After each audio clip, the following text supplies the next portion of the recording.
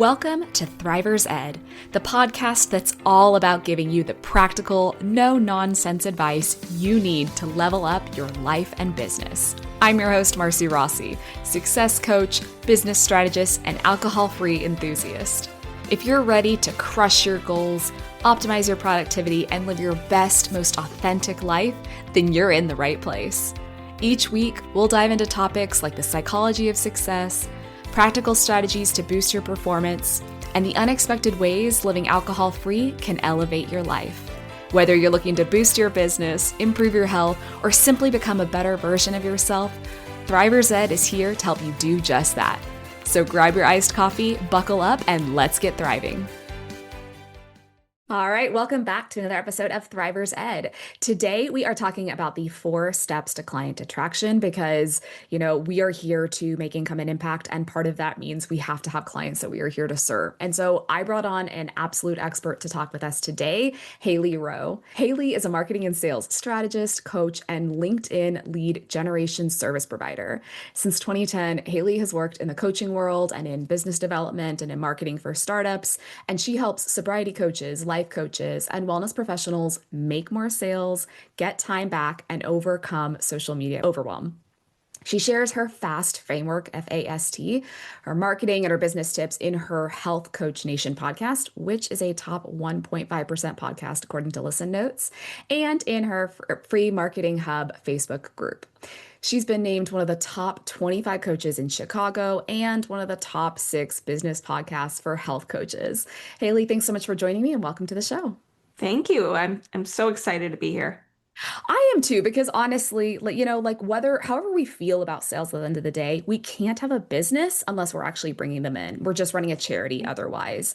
And I think for a lot of people, it's not something that comes natively and it can feel kind of gross or icky, especially because we see a lot of those gross, icky tactics out there. And so I'm really excited to bring you in as a professional to make this more comfortable and so that we can sustain these businesses. But I'm really curious.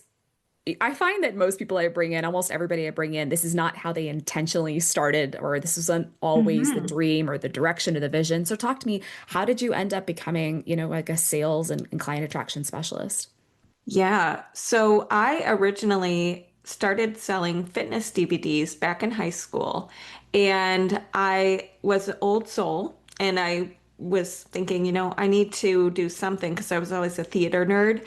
And I'm like, all right, I need to exercise. So I started selling fitness DVDs of all things because that was just what I decided to do. And then in college, that kind of got me interested in sales and interested in the wellness world. I got my bachelor's degree in entrepreneurship. And then after college, I worked in business development and marketing for startups, and they happened to be in the wellness field. So I loved that because I got to learn a lot about digital marketing, copywriting, and do it in a field that I was passionate about.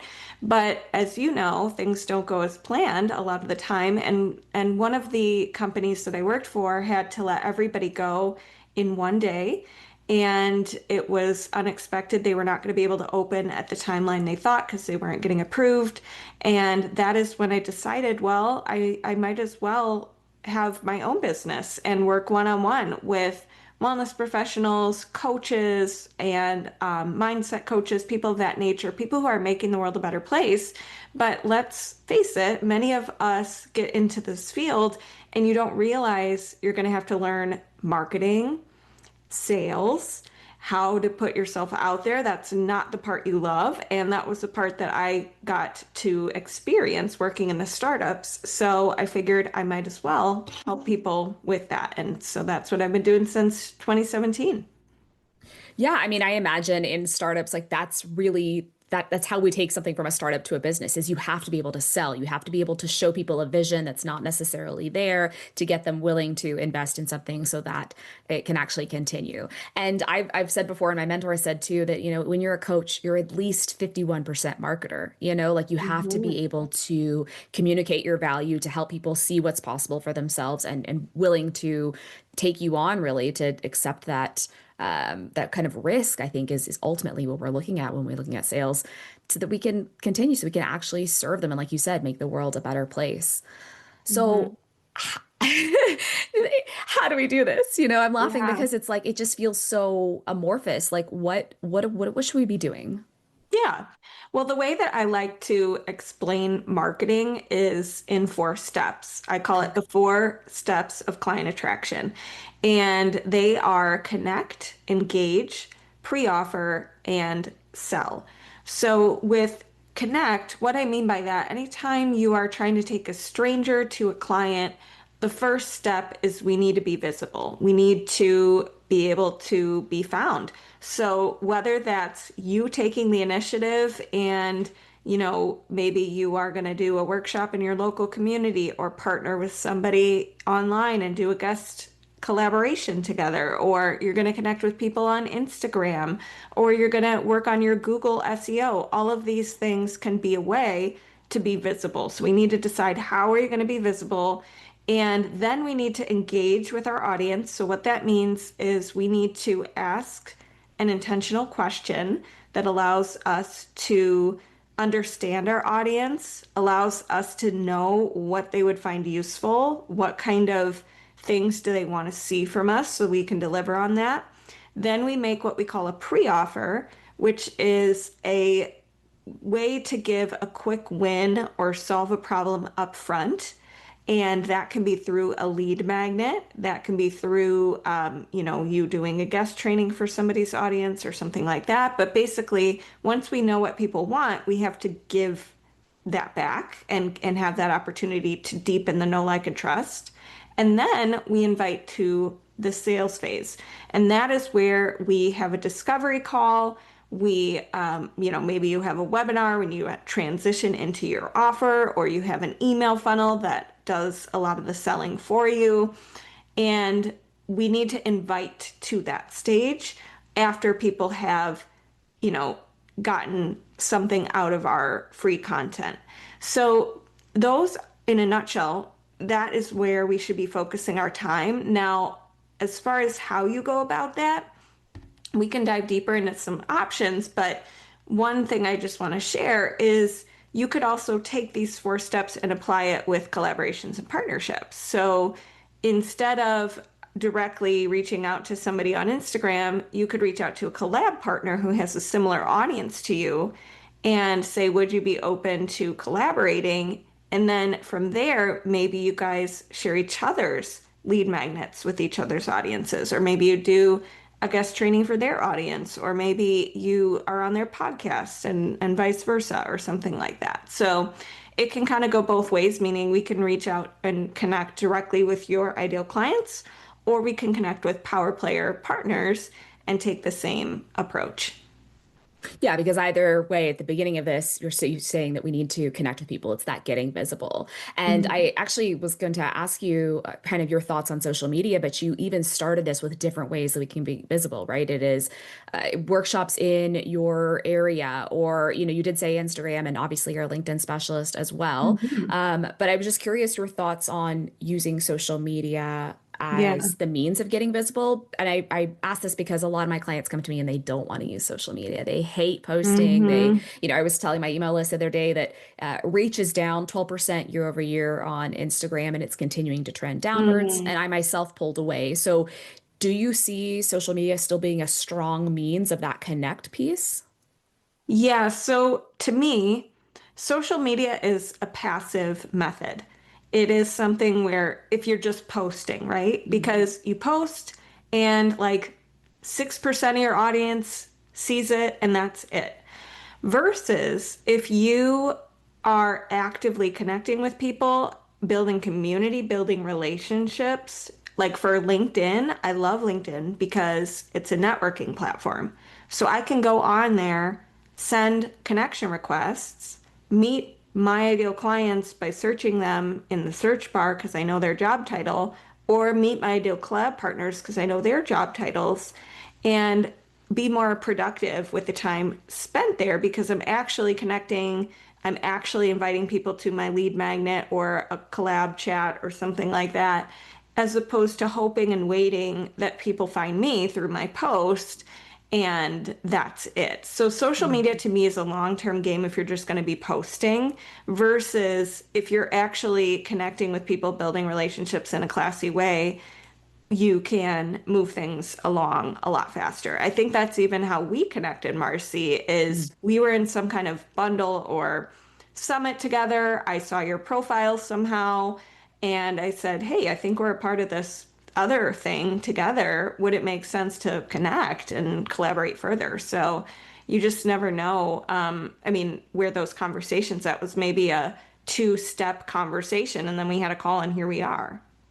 Yeah, absolutely. And it makes a lot of sense. I really love using some form of collaborations to help grow a business. I think it's effective. We get to leverage some of that borrowed trust, right? Your audience trusts you, my audience trusts me. And so when we're partnered together, we get to leverage some of that. And it can make a lot of sense. And I'm really interested too in your approach on LinkedIn. I think it can make, actually, I don't know. This is going to be my naivety. So feel free to correct me here, but Mhm. it makes sense. I can see why you would use this and you can find people because they are trying to actively grow a business. But if you're serving an audience that isn't thinking at all about business, Mhm. right? You're a health coach. You help people Yeah. lose weight or quit drinking or change some other aspect of their mindset or life. Does LinkedIn still work for this as well? Yeah. So you have to do two options. One, make a list of all your potential collaboration partners, people who complement what you do. And for a sobriety coach, for example, maybe you would work with counselors. Maybe you would work with, if they are taking a holistic approach and they're doing some kind of other wellness modality, somebody who does that. Or podcasts hosts about the topic of addiction or things like that. So you can use LinkedIn to meet power player partners, get in front of many people at once that are your audience, right? Mhm. And then if you wanted to find ideal clients, obviously you're not going to be able to search on LinkedIn, does this person have an alcohol problem? However, you could look at high stress jobs where you could even research what jobs tend to have the most people who struggle with alcohol. And you can still send a connection request. However, you're not going to assume and send a message, "Hey, do you have an alcohol problem?" No, you're going to have them in your network. They're going to see your posts. You're going to start a dialogue by saying, you know, "It's great to connect. I'd love to hear more about you. I saw you're a fellow professional in the blah, blah, blah area, wherever you guys live, or whatever you guys have in common. Maybe you have mutual connections. Maybe you went to the same college. Maybe you have clients who work in that field, whatever, but find some kind of common ground if you can. If not, it's fine. And then ask, "Hey, I want to post content here on LinkedIn now that we're connected, that would be beneficial to stressed out professionals, people who are really busy, or people who may have habits they want to break. Is there any kind of content you'd find super useful here on LinkedIn? Or is there any, goals you have when it comes to, you know, your personal habits or something like that?" So you can kind of ask a question that would open up a dialogue and allow you also, you could just introduce yourself and say, "Here's what I do, would love to hear what you do, would love to keep each other in mind for referrals," something like that. But it can work for both cases if you're B2B or B2C. It's just if you're B2C, you may want to do more of the collaboration outreach. When you phrase it like that, it sounds friendly and it sounds like a true invitation because what I've actually seen come through a lot is I'll get messages, specifically on LinkedIn is where I tend to get a lot of cold outreach or via Mhm. email. And it just feels like you read it and you're like, oh, they're trying to sell me something. Like it's just even without them being like, I have this perfect offer. There's a difference, I think. And maybe I'm not asking this question very clearly, and maybe you can help me figure out what the difference is between these two. But Yeah. sometimes I get the vibe, and I don't know what specifically it is, but Hmm. makes me think this person wants to sell me. And maybe it's even just their title, where it's like, I Yeah. help coaches make money. Like, okay, I know why you're talking to me. Yeah. Um, so maybe, yeah, in that Yeah, amorphous I get what question, you're like, saying. Yeah. So it's all about your feeling behind sending the message, and it will come through. So I like to lead with curiosity, with interest, with playfulness, with, questions and not assuming. And you really have to do it that way. And it makes such a difference in the wording. Like if I say, not sure if this resonates, not sure if you're looking to do XYZ, but I'd love to blah, blah, blah.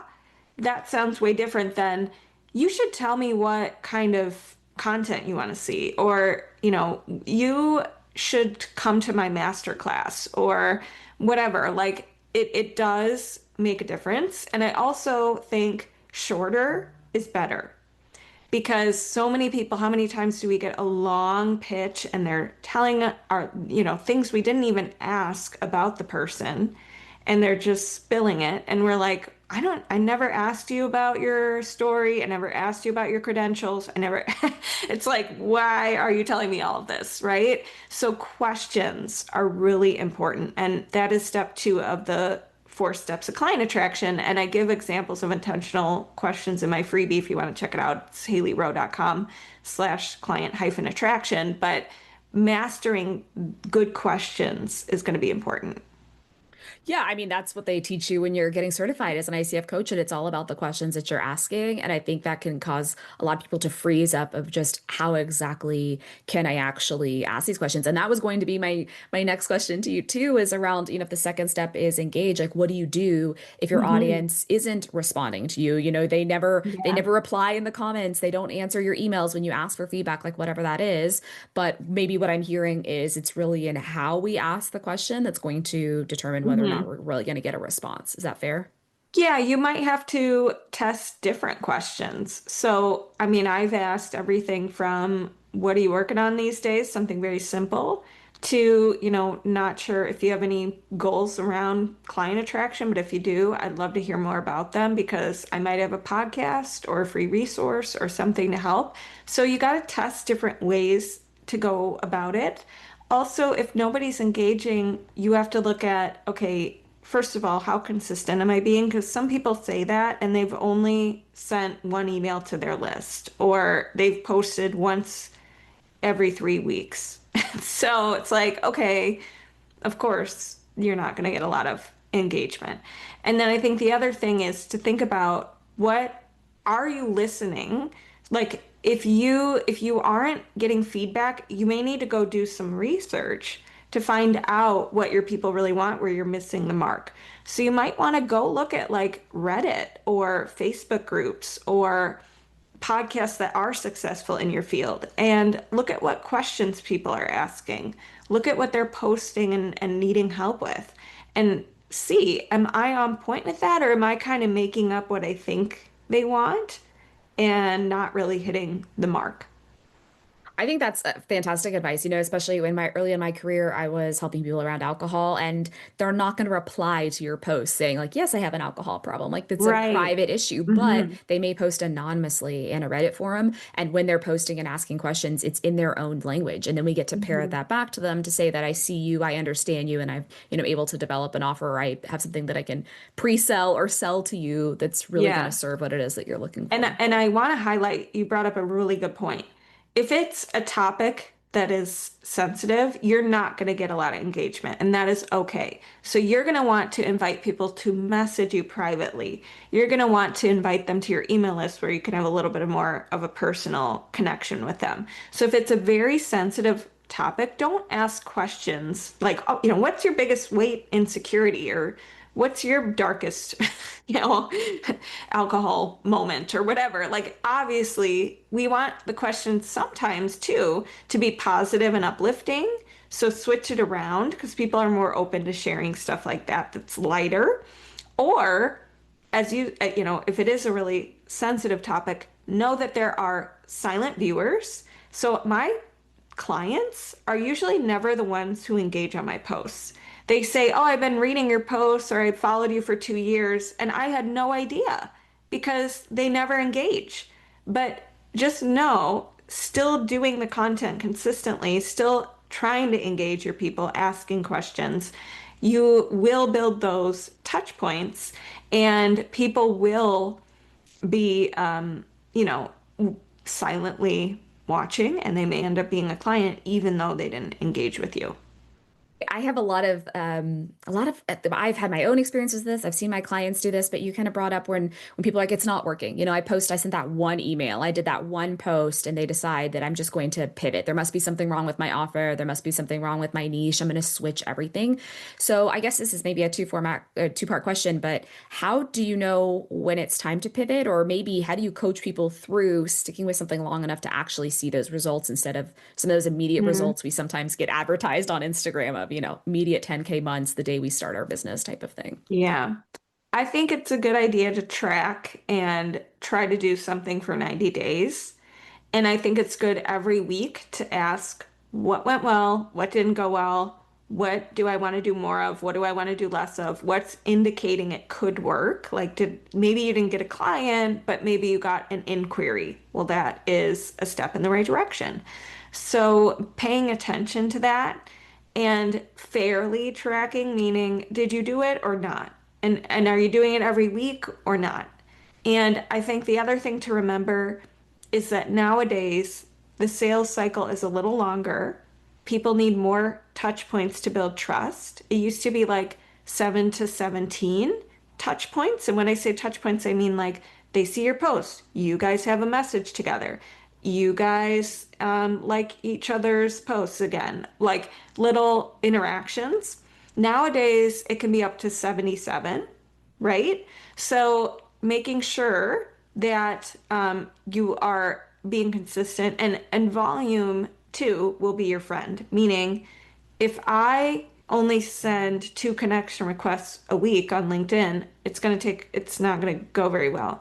You want to be sending, I mean, if you can, there you can send up to 100 per week on the free account and 200 if you have Sales Navigator. So ideally, you're doing some volume or you're having a virtual assistant at some point help you with that when you can. And I help clients with that. But I think that that's going to be important as well. So it's not necessarily that, your offer didn't work or you don't have the clarity there. It's just recognizing that, the phrase that gets tossed around these days a lot is that we're in a trust recession, that it's just taking people longer to say yes. They may not be buying as quickly as they had in the past. So maintaining that relationship, that pre-offer, we have some kind of nurture in there perhaps before we just jump straight into like, are you ready to buy my thing? Yeah, and there are ways to speed up the trust process, having a really great pre-offer or lead magnet like we talked about, or doing a collab where your partner introduces you as an expert to their audience that builds instant trust.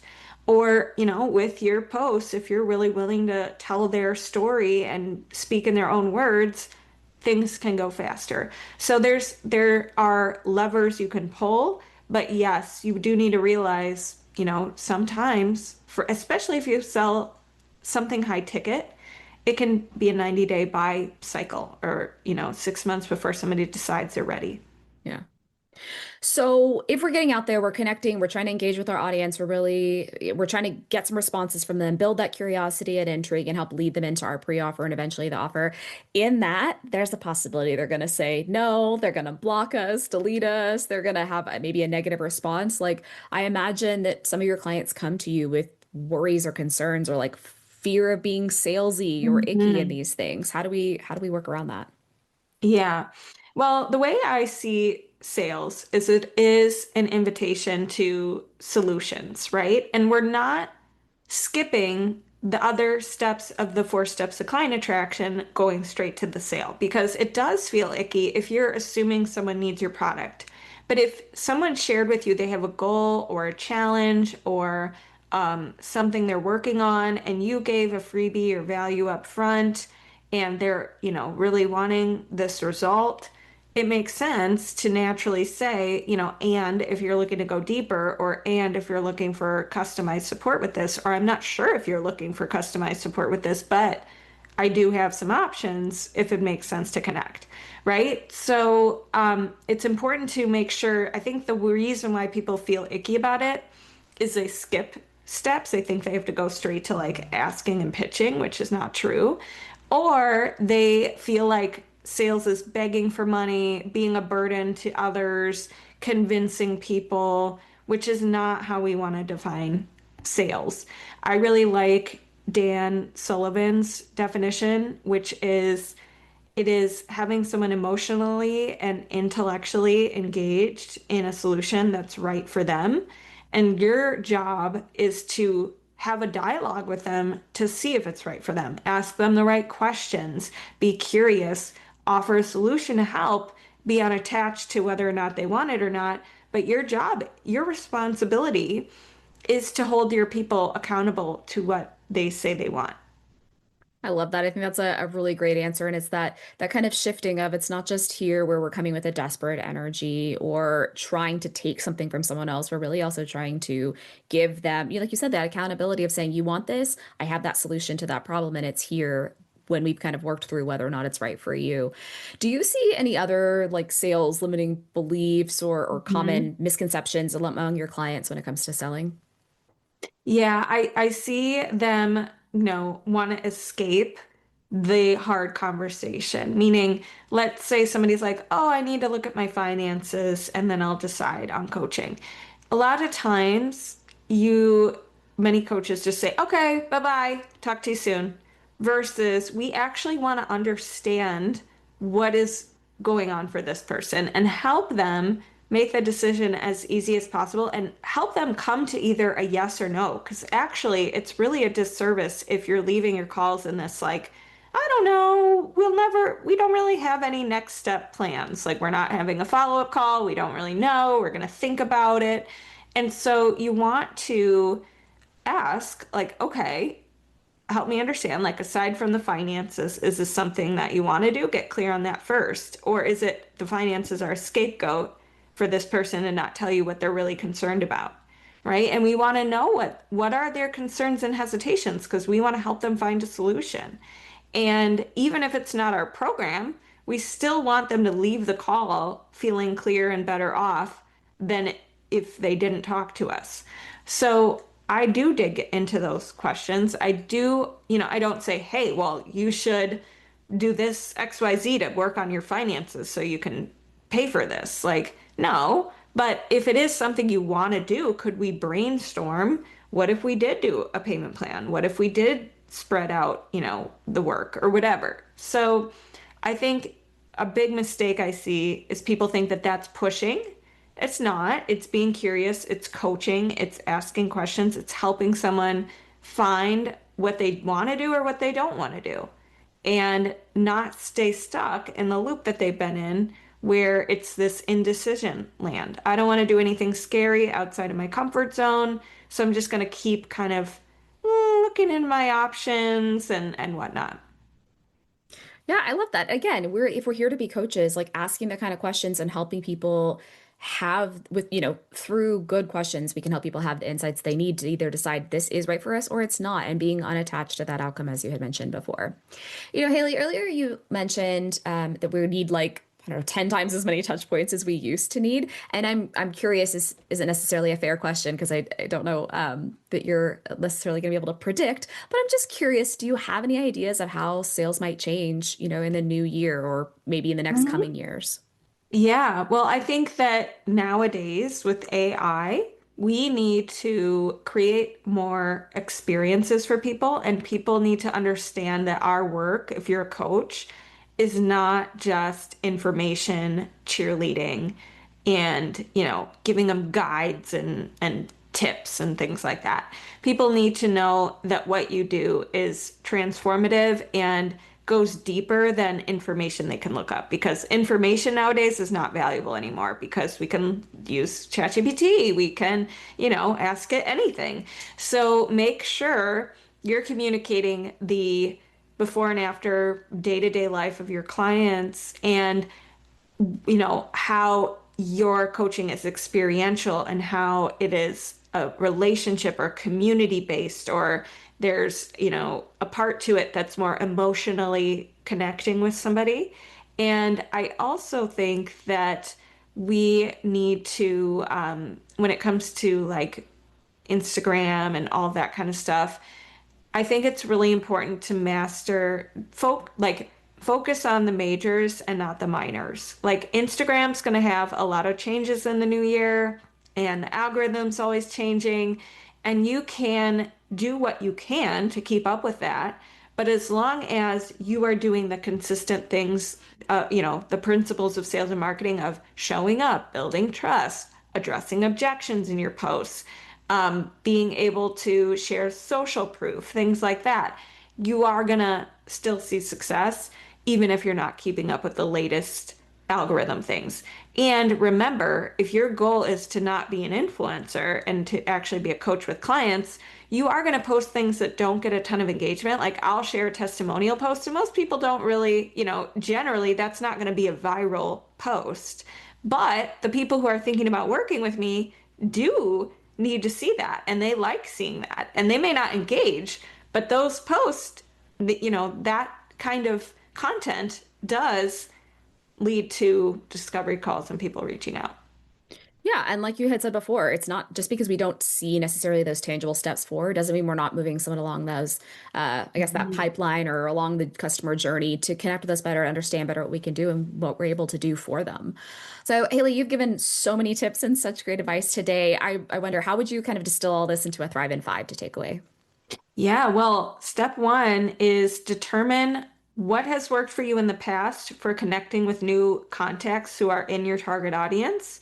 And if you have nothing, think about where you want to start, meaning what are your strengths? Do you like being on video? Do you like going to things in person? Consider that when making your decision for your first connection platform or connection method. So brainstorm what's going to be my connection method that I'm going to start with.